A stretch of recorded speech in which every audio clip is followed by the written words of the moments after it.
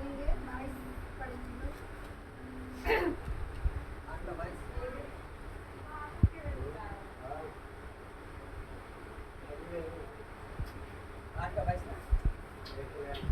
फिर एक दिन वह और उसके चेले नाव पर चढ़े और उसने उनसे कहा, आओ झील के पार चले। अतः उन्होंने नाव खोल दी, पर जब नाव चल रही थी तो वह सो गया और झील पर आंधी आई और नाव पानी से भरने लगी और वे जोखिम में थे। तब उन्होंने पास आकर उसे डराया।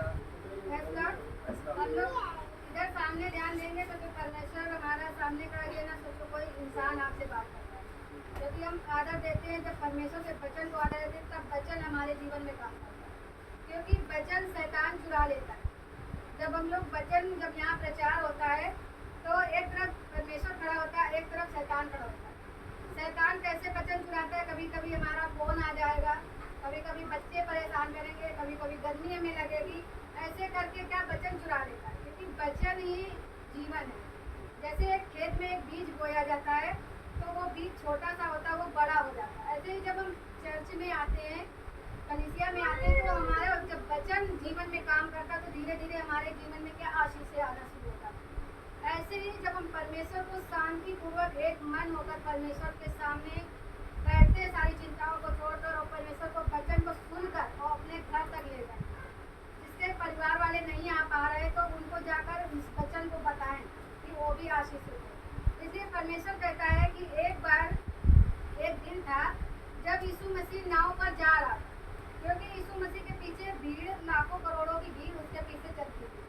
इसलिए चलती थी क्योंकि वो फ्री का था।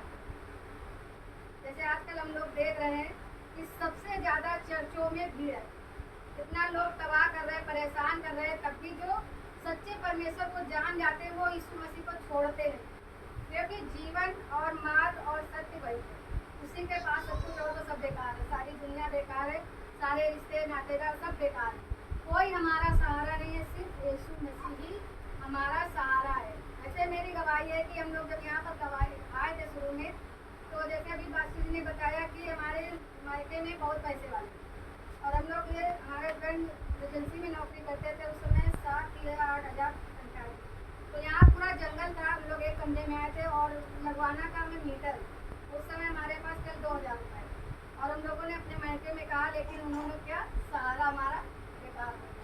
लेकिन यीशु मसीह एक सहारा देने वाला परमेश्वर, उसने तुरंत काम किया और हम लोग यहाँ पर रहने लगे। सरूर नगर के रहने वाले, पहले हम लोग बस्ती में रहते थे, क्योंकि हमारा छोटे से मतलब ऐसा है कि डरपोक नंबर 1 थे।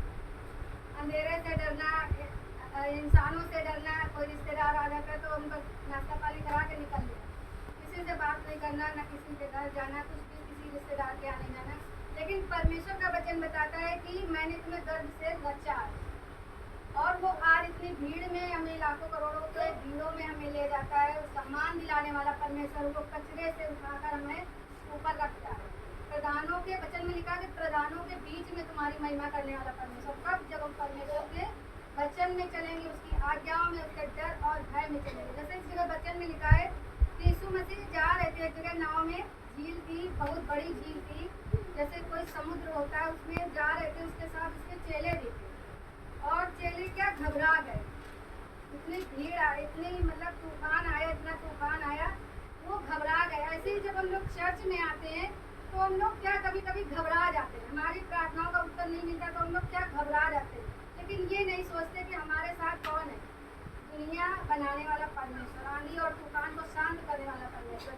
जैसे अभी गवाही में बताया कि हम लोग जब नए नए जुड़े थे तो हमारे परिवार में भी लोग, मतलब जब लोग नए नए जुड़ते तो लोग वो करते हैं कि देखे ऐसा होता है कि नहीं, ये लोग ऐसे हवा में लिए रहते हैं। तो एक बार हम लोग, हमारे यहाँ पहले जागरण होता था, अभी भी होता है हमारे परिवार में, मायके में, तो वो जागरण मतलब जागरण होता हुआ उसी के दूसरे दिन भयंकर, इतना भयंकर तूफान आया, इतना भयंकर तूफान आया कि आंधी और पानी बिल्कुल इतना भयंकर, जैसे इसमें आंधी और तूफान का जिक्र किया गया है, ऐसे ही वो हुआ। और मेरे बहन के लड़के ने फ़ोन किया कि मौसी आप यीशु मसीह की प्रार्थना करती हैं, तो आप अगर प्रार्थना करें तो मैं घर जाना अपने मामा के यहाँ रहता था, आया था। तो हमने जब प्रार्थना किया तो उसकी मतलब प्रार्थना तुरंत उसने 2 मिनट बाद फ़ोन किया कि मौसी आंधी और पानी तूफान सब शांत हो गया, अब हम जा रहे हैं घर। तो हमने परमेश्वर का उसी समय धन्यवाद किया, क्योंकि धन्यवाद के योग्य परमेश्वर। छोटा काम हो या बड़ा काम हो, तुरंत धन्यवाद देना चाहिए।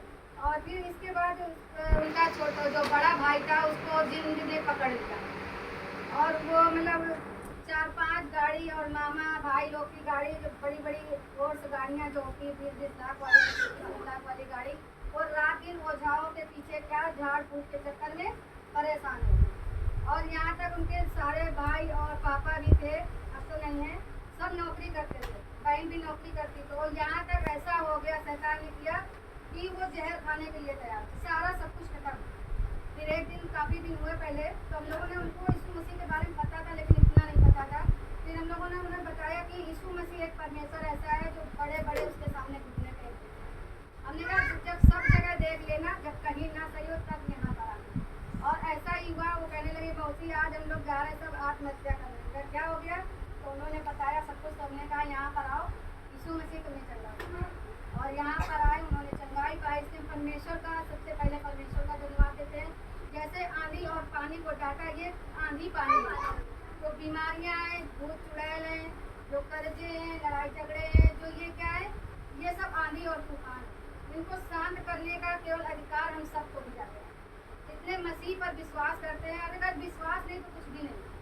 अगर विश्वास है तो उस आंधी को, उस पहाड़ को कहेंगे हट जा मेरी ज़िंदगी से, वो चला जाएगा। चाहे कर्जे का पहाड़ हो, चाहे जैसा भी पहाड़ हो, या शादी का पहाड़। कभी कभी क्या शादियाँ शैतान बांध देता है, उनकी शादी नहीं हो रही, लोग पैसा देने पर तैयार कि भैया पैसा ले लो, मेरे लिए एक शादी कोई हो अच्छी लड़की, खराब लंगड़ी लूड़ी कैसी भी हो कर दो। तो ये सब शैतान के काम है। इसलिए परमेश्वर ने जब आंधी आई और चेले क्या घबरा गए, और उन्होंने यीशु मसीह को जगाया, क्योंकि परमेश्वर कभी सोता नहीं।